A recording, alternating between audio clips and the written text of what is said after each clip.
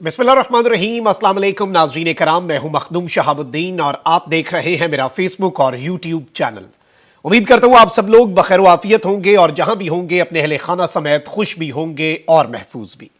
नाज़रीन कराम, इस वक्त मुल्क में बहुत कुछ चल रहा है, बहुत बड़ी बड़ी पॉलिटिकल हैपनिंग्स हैं और 4-5 बड़ी अपडेट्स हैं जो आपके सामने रखनी है। सबसे पहले तो army chief general Asim Munir वजीर आजम हाउस पहुंचे हैं और अहम तरीन मुलाकात हुई है। और इस वक्त जो मुल्की हालात चल रहे हैं, जो सूरत हाल बनी हुई है, इसमें यह मुलाकात क्या माने रखती है और इस मुलाकात की क्या अहमियत है, इस पर भी बात कर लेते हैं।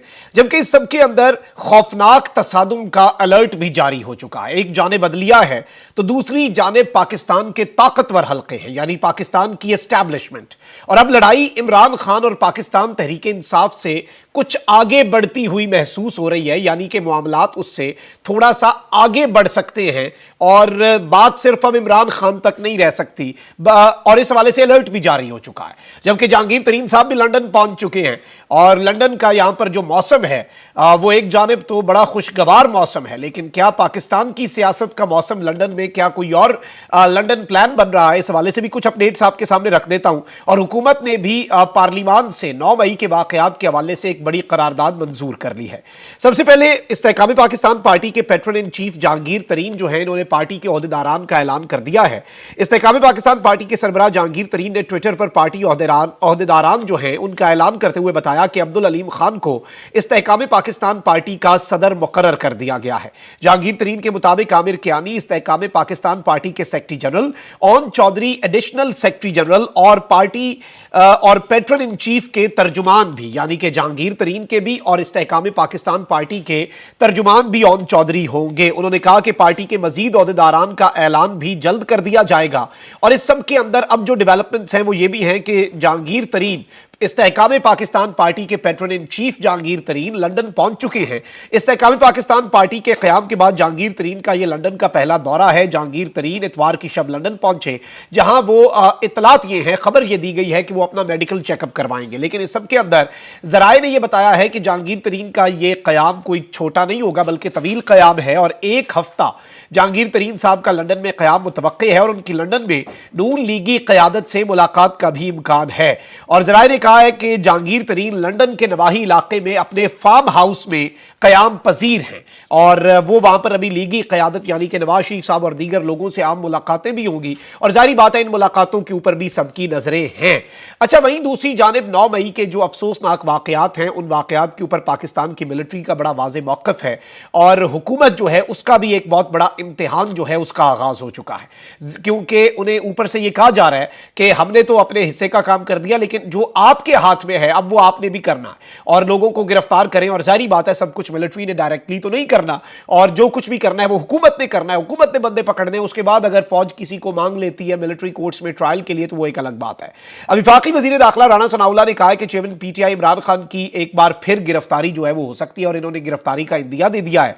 और इन्होंने कहा है कि जी सानिया 9 मई का मास्टरमाइंड चेयरमैन पीटीआई है, उसे किसी सूरत नहीं छोड़ा जाएगा, जो भी जिम्मेदार होगा सबको गिरफ्तार किया जाएगा।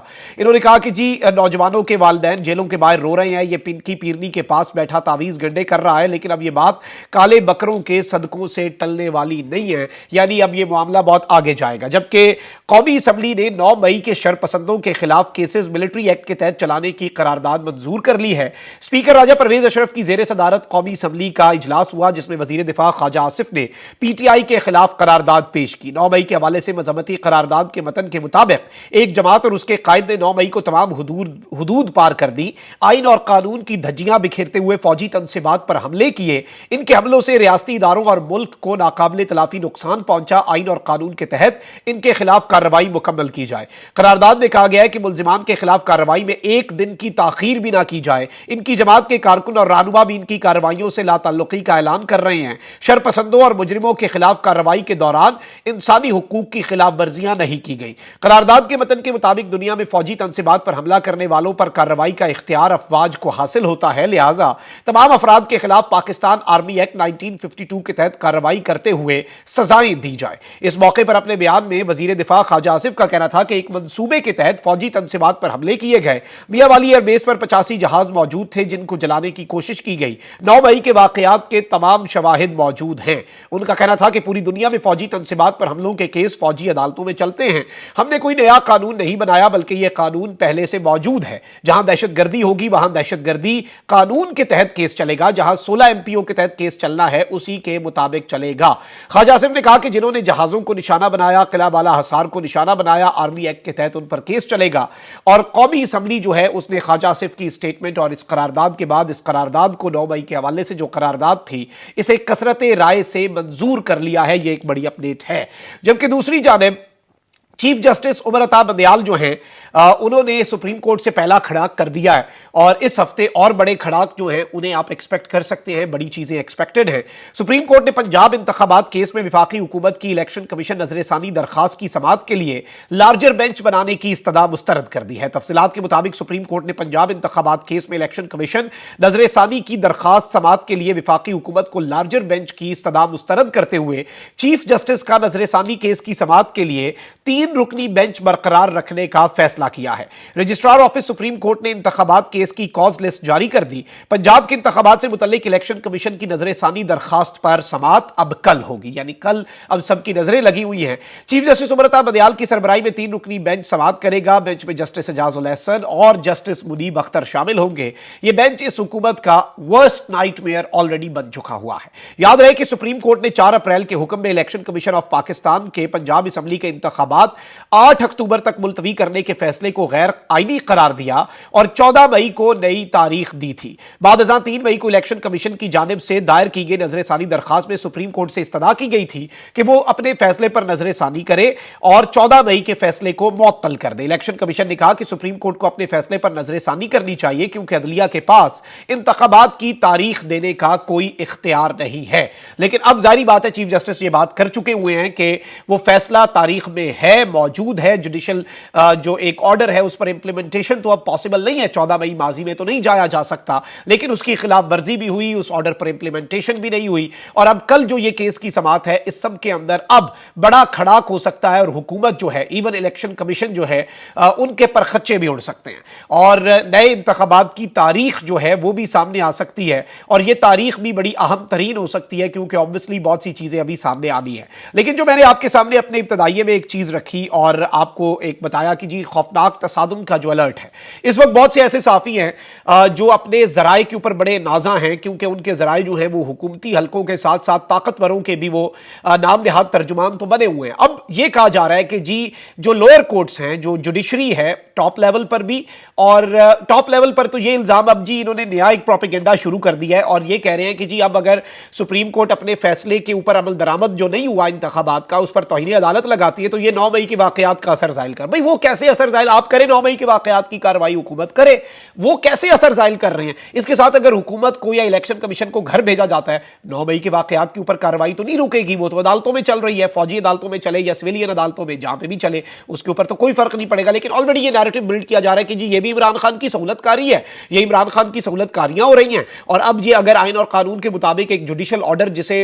वायलेट किया गया, जिसमें तौहीन अदालत बड़ी वाज़ेह है, आंखें बंद करके बच्चा भी बता सकता है कि तौहीन अदालत हुई, तो ये सारी चीजें जो है ये बड़ी अजीब सी हो रही हैं और ये कहा जा रहा है कि जी उसका असर जाहिल कर रहे हैं। अब ये कह रहे हैं कि जी जो इस वक्त ताकतवर हल्के हैं वो इस जानिब इस चीज के ऊपर बड़े कंसर्न्ड हैं और उन्हें इसके ऊपर बहुत ज्यादा आप कह लें कि तशवीश भी है कि जी लोअर कोर्ट जो है वो इस तरह से धड़ाधड़ रिलीफ क्यों दे रही है। इवन हाई कोर्ट से भी जो बैक टू बैक सारे एमपीओ के तहत बंदे हैं उन्हें छोड़ने का कह दिया जाता है। इसके साथ ही साथ पहले दिन जो मुकदमा है उसमें बहुत से लोगों को, डॉक्टर यास्मीन राशिद को देख ले, लेकिन उसमें अब जाहिर बात है अदालत जो है उसे जो दस्तयाब चीजें हैं उसने उस पर फैसला करना होता है। अब अगर आपकी प्रोसिक्यूशन ही वीक है, आपने जो मुकदमे कायम किए उसमें आपने वो मुकदमात के अंदर वो बातें डाली नहीं और बाद में आपने किसी को नामालूम के अंदर डाल के आप इस तरह से पकड़ के फंसा रहे हैं, तो उसमें जज क्या करे? जज ने आइन और कानून के मुताबिक फैसला करना होता है, तो जज के पास ऑप्शंस जो हैं वो महदूद हो जाते हैं। लेकिन इस सब के अंदर जो खबर दी जा रही है, जो बताया जा रहा है कि जी अब एक बहुत खौफनाक किस्म का तसादुम अगर आने वाले दिनों के अंदर जुडिशरी से किसी किस्म का रिलीफ आया 9 मई के वाकयात के अंदर, फिर निजाम नहीं रहेगा। मतलब उस तरह का अलर्ट जो है, उस तरह के खतरे की घंटी जो है वो बजाई जा रही है कि सारी की सारी सूरत हाल के अंदर मामलात जो है वो खराब हो सकते हैं और मामलात जो है वो एक ऐसी नहज पर जा सकते हैं जिस नहज पर मामलात जाने नहीं चाहिए। हालात जो है वो खराब हो सकते हैं, खराब से खराब तर भी हो सकते हैं, जिसमें लोअर जुडिशरी का एक अपना तसादुम का खतरा है और हायर लेवल पे जुडिशरी के साथ तसादुम का एक अलग खदशा है। और जाहिर बात है बात इमरान खान से बहुत आगे बढ़ती जा रही है। इमरान खान के साथ तसादुम और कशीदगी से यूं लग रहा है कि सिचुएशन अल्लाह ना करे उस तरफ को जाए और निजाम भी फिर नहीं बचता जब इस तरह की चीजें होती हैं। जबकि दूसरी जानिब एक और बड़ी अहम मुलाकात हुई है और वजीर आजम शहबाज शरीफ से army chief general Asim Munir साहब ने मुलाकात की है। मुलाकात में अफवाज पाकिस्तान की ऑपरेशनल तैयारियों और पेशावराना उमूर पर बातचीत हुई और वजीर आजम और आर्मी चीफ की मुलाकात में दाखिली सलामती, अमन अमान और दहशत गर्दों के खिलाफ जारी इंटेलिजेंस बेस्ड ऑपरेशन पर तबादला ख्याल किया गया। मुलाकात में कौमी सलामती कमेटी के फैसलों पर अमल दरामद की सूरत हाल का भी जायजा लिया गया। यह आखिरी लाइन इंपॉर्टेंट है। नॉर्मली ये होता है कि इस तरह की जो प्रेस रिलीज होते हैं उनमें बड़ी जेनेरिक सी बातें होती हैं, जिस तरह से ऑपरेशनल तैयारियों पर ब्रीफिंग थी, वजीर आजम ने आर्मी की ऑपरेशनल तैयारियों के साथ साथ जो ऑपरेशंस जारी हैं इंटेलिजेंस बेस्ड ऑपरेशंस उनके ऊपर इत्मीनान का इजहार किया, अफवाज पाकिस्तान की कुर्बानियों को सराहा।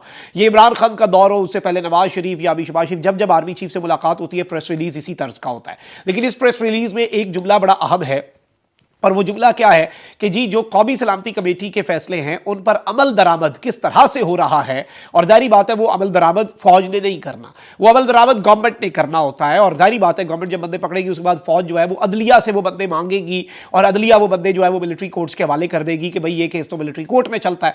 तो वो एक सेपरेट चीज़ है, वो बहुत आगे की चीज़ है। तो जाहिर बात है अगर उस पर अमल दरामद पर तबादला ख्याल किया गया तो अपेरेंटली इसमें मैं मजीद इंफॉर्मेशन तो आइंदा इंशाल्लाह आने वाले घंटों के अंदर हासिल करने की कोशिश करूंगा कि कुछ चीज़ें जो है वो वाजे हो जाए। वैसे आने वाले दिनों में भी चीजें वाजे हो जाएंगी क्योंकि इस वक्त मुल्क के अंदर बहुत कुछ चल रहा है, इंतखाबात जल्द करवाने की बात भी चल रही है। नवाज शरीफ साहब का यह ख्याल है कि इमरान खान साहब इस वक्त अपने वीकेस्ट में हैं और इससे ज्यादा इमरान खान को शिकस्त दी भी नहीं जा सकती। यानी जितना इमरान खान को हमने खराब करना था, जितना इमरान खान के लिए हमने मुश्किलात पैदा करनी थी हमने कर ली। अब अगर हम मजीद वक्त देते हैं ये सोच के कि इमरान खान को मजीद नुकसान पहुंचाए, 100% कन्फर्मेशन की तरफ जाएं, तो शायद फिर इमरान खान स्ट्राइक बैक करे और अवाम जो है वो इमरान खान के साथ हो और इमरान खान दोबारा एक अपना होल्ड बरकरार रख ले। इसलिए वो कह रहे हैं कि जी फौरी इंतखाबात में जाए। तो इस तरह की बहुत सी चीजें इस वक्त पाइपलाइन में है। एक जरदारी फार्मूला है, एक नवाज शरीफ फार्मूला है और एक शहबाज शरीफ फार्मूला है। ये कोई ज्यादा मुख्तलिफ नहीं है, इसमें एक एक डेढ़ महीने के इंतखाबात की तारीख में फर्क है। लेकिन ऑब्वियसली इस सब के अंदर देखते हैं कि ये ऊंट किस करवट बैठता है और उस हवाले से भी चीजें आने वाले दिनों में वाजे हो जाएंगी। कमेंट सेक्शन में राय का इजहार जरूर करें। अपना बहुत ख्याल रखें। अल्लाह निगहबान। पाकिस्तान जिंदाबाद।